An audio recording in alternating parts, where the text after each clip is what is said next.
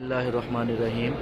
یہ جو صف کے نیچے گول سا دائرہ آپ کو نظر آ رہا ہے، یہ حضرت ابو طلحہ رضی اللہ تعالیٰ عنہ کا باغ تھا، جہاں پہ آپ صلی اللہ علیہ وسلم تشریف لاتے تھے اور اس باغ سے کھجوریں کھاتے۔ اور یہ جو کنواں آپ کو نظر آیا، گول سا دائرہ کنواں تھا یہاں پہ، تو آپ صلی اللہ علیہ وسلم اس کا پانی بھی نوش فرمایا کرتے تھے۔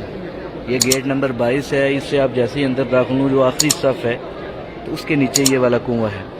تو اب انہوں نے صرف نشانی رکھی ہے، ویسے اس کا جو بند کر دیا گیا اس کو۔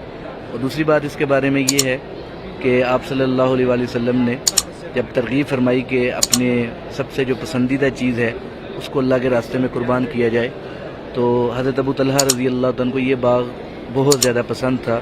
انہوں نے اس باغ کو اللہ کے راستے میں دے دیا، تو پھر قرآن مجید کی یہ والی آیت نازل ہوئی کہ لن تنالوا البر حتی تنفقوا مما تحبون۔